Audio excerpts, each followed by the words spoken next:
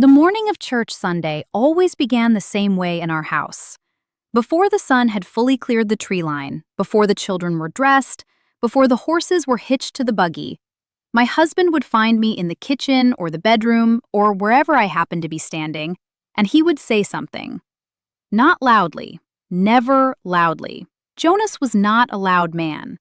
He would say it quietly, the way you say something you have practiced so many times it no longer sounds like a practice. And whatever he said, I would carry it with me for the entire service, through the 3 hours of hymns and preaching and silence, like a stone placed carefully in the pocket of my good dress that I was not allowed to put down. I have been thinking about those words for years now.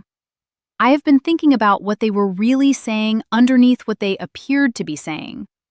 And I have been thinking about the morning I finally understood that what my husband said to me before church was not a comment or a reminder or even a criticism. It was a system, old and invisible and so thoroughly woven into the fabric of who I was supposed to be that I had spent 7 years mistaking it for love. Before I tell you what he said, and before I tell you what it took me to finally hear it, my name is Clara, and this is Clara the Amish Girl, the channel where the stories that were never supposed to leave the farmhouse finally get spoken out loud. I grew up Old Order Amish in a tight district in eastern Ohio. I married at 19. I left at 26 with 3 children and a silence so heavy I am still, on some mornings, learning how to set it down. If you want to keep hearing the truth from behind the prayer cap, please subscribe and tap the bell. It is free and it keeps these stories alive for the next woman who needs them. And right now in the comments, tell me this. Has anyone ever said something to you so quietly that it took you years to understand how loud it actually was? Because that is exactly where we are going today. The first thing Jonas ever said to me before church, the very first Sunday after we were married, was this. He looked at me while I was pinning my cap and he said, "You look tired." That was it. 4 words. You look tired. I remember smiling at him and saying something about the baby keeping me up, and he nodded and we left, and that was that. I thought nothing of it. I thought it was concern. I thought it was a husband noticing his wife the way a good husband is supposed to notice. It was only years later, after I had heard those 4 words or some quiet cousin of them every single Sunday morning of our marriage, that I began to understand they were never about how I looked. They were about how I was supposed to feel about how I looked. They were a mirror held up at exactly the wrong angle, angled so that what I saw in it was never quite enough. But I am getting ahead of myself. Let me go back to the beginning, because the beginning is where the pattern lives, and you cannot understand a pattern unless you watch it start. We married in the spring. 300 people in my father's barn. Roast chicken and cream celery and 7 kinds of pie, and a feeling underneath all of it. Underneath the singing and the good wishes and the long table of food, of a door closing very softly behind me. Not slamming, not locking, just closing, the way doors close in old houses, slowly and with weight, so that by the time you notice it is shut, you are already on the other side. The first year was what I now understand to have been the calibration year. Jonas was not unkind in that year. He was careful. He watched. He learned the shape of me, what I needed, what I feared, what I hoped for. And he filed all of it away with the same quiet efficiency he used to run his dairy operation. He was a man who believed in understanding a system before he managed it. And I was, in the language of our community, his helpmeet, which is a word that sounds like partnership and functions like something else entirely. The Sunday morning comments began small. So small, I would feel foolish now trying to explain how much they mattered if I had not lived inside them. It was never anything you could point to and say, there, that is the thing, that is the harm. It was always something that sounded, on the surface, like the words a husband says to a wife because he is paying attention. You look tired. Did you sleep? That cap is sitting a little crooked. You seem quiet today. Are you feeling all right? The children were up late, I noticed. I hope you are not coming down with something. Every Sunday. Every single Sunday for 7 years. And here is the thing about words that are said the same way, at the same time, in the same context, week after week. They stop sounding like comments. They start sounding like truth. They start to feel like the most honest reflection of you that exists. Because the man saying them is your husband. And your husband in an Amish marriage is not simply a person you chose. He is the spiritual head of your household. He is the one who stands between you and God in the architecture of your faith. When he says you look tired, he is not just describing your face. He is describing your adequacy. And when he says it every Sunday, you begin to carry a particular question into every service. The question is not, am I tired? The question is, am I enough? I want to tell you about a specific Sunday, because specific Sundays are where the truth lives. This was 3 years into our marriage. I had 2 children by then, both under 3. I had been up twice in the night with the younger one and once with the older, who had a bad dream.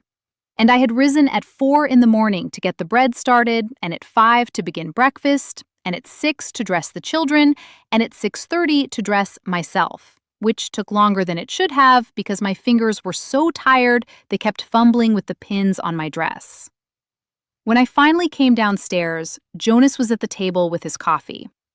He looked up at me. He looked at me for a long moment, the way a man looks when he is deciding what he sees. And he said, "That dress is not sitting right on you. We should have it let out before next month." I stood at the bottom of my own stairs in my own house, and I felt myself go small. Not because of the dress, because of the way he said it, because of what was underneath the saying of it, the implication that I had changed in a way that needed managing, that my body, after 2 children and almost no sleep, was something that required correction.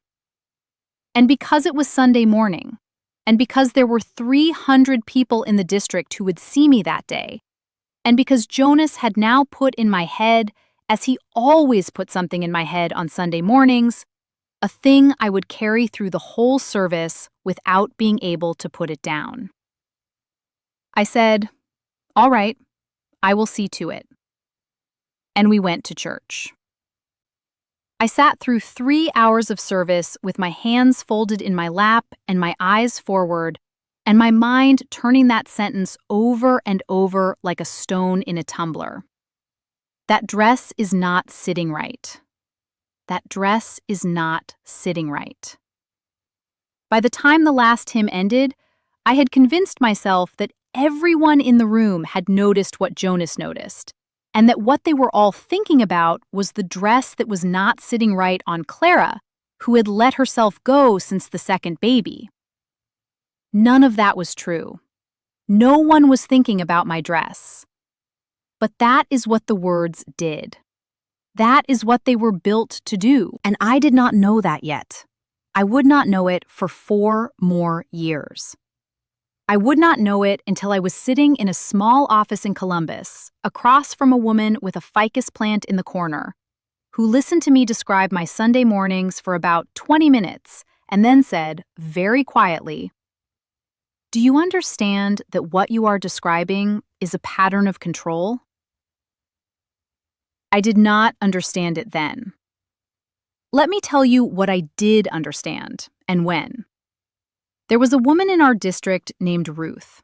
She was perhaps 15 years older than me, a grandmother already, with a husband who had died 2 winters before I arrived.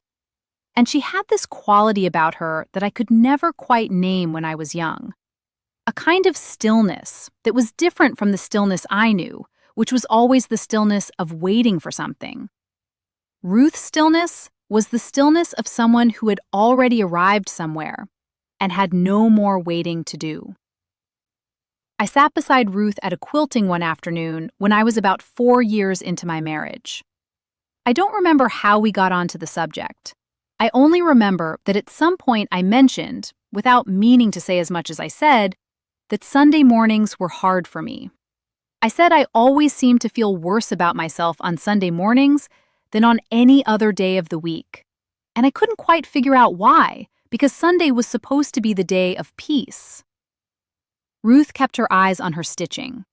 She said, "Who do you see first on Sunday mornings before you leave the house?" And I said, "Jonas, of course." And she said, "And what does he say to you?" And I said, "Oh, different things. He notices things. He pays attention." She said, "What kind of things does he notice?" And I said, "Just things. How I look, if I seem tired, if something is not quite right." Ruth was quiet for a moment. Then she said, "My husband, God rest him, used to say things to me on Sunday mornings too. For 30 years he said things to me on Sunday mornings." She paused. She said, "I spent 30 years thinking he was the most observant man I had ever known." She paused again. Then she said, "It took me until after he was gone to understand that what he was observing was not me. It was the door. He was making sure the door was still there, that I still knew where it was, that I still understood what it would cost me to walk through it." I looked at her. I said, "What door?" And she looked at me with something in her eyes that I can only describe as a very old patience. And she said, "The door between being a good wife and being something less. He wanted you to spend 3 hours in that church house sitting next to the door, so that you never forgot you were standing beside it."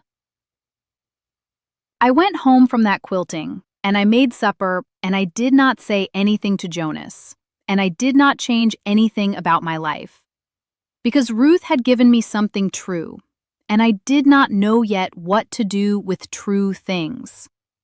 I only knew how to survive inside the untrue ones. But the next Sunday morning, when Jonas looked up from his coffee and said, "You seem tired, Clara. Are you all right?" I heard it differently. For the first time, I heard it as what it was. Not concern, not observation, not a husband paying careful attention to his wife. It was a calibration, a small, precise adjustment of the dial. A reminder, delivered in the gentlest possible voice, that I was always being measured, and that the measurement had consequences I would feel not from him, but from the whole community around me, from the eyes at church, from the women who sat on the other side of the room when a wife had let something slip, from the bishop's quiet conversations with the men by the fence, from the mothers and sisters-in-law who arrived at your kitchen with coffee and a kind of love that had teeth in it. After I left, my therapist gave me the words for what I have just described. She gave them to me slowly, one at a time, the way you hand something fragile to someone whose hands are still shaking. Monitoring behavior, psychological conditioning, low-grade destabilization, creating a state of chronic self-doubt as a mechanism of control. In my community, none of those words existed. We had one word for it. We called it a husband knowing his wife.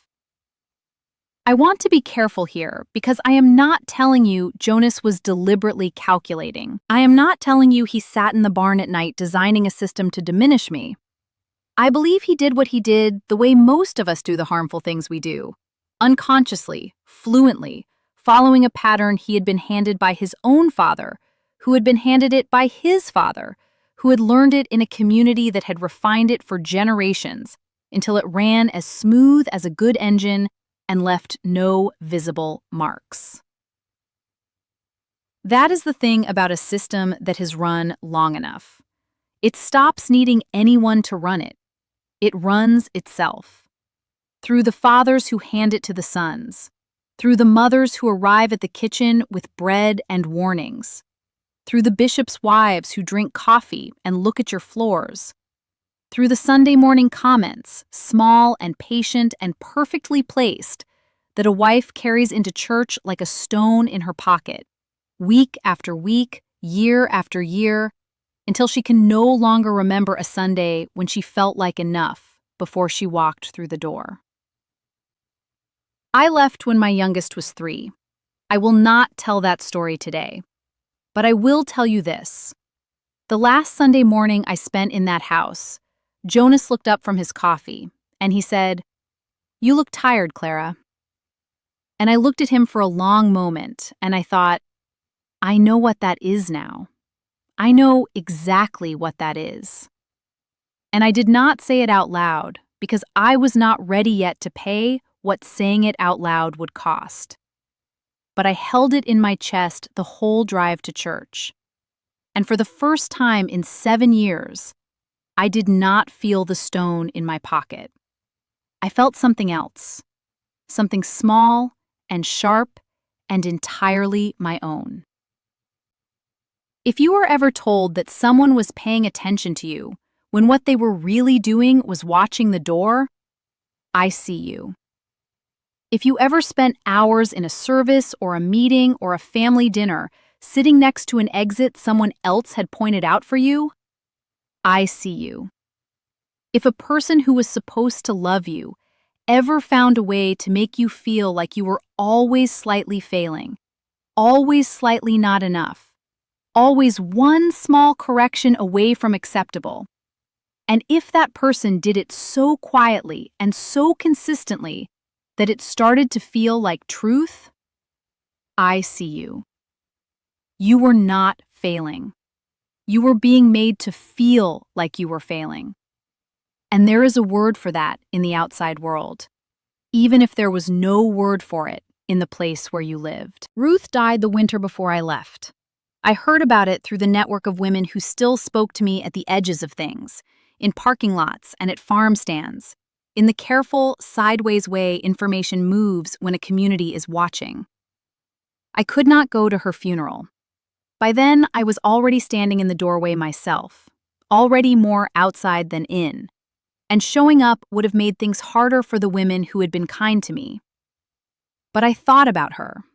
I thought about the quilting and the stitching and the things she had said about the door.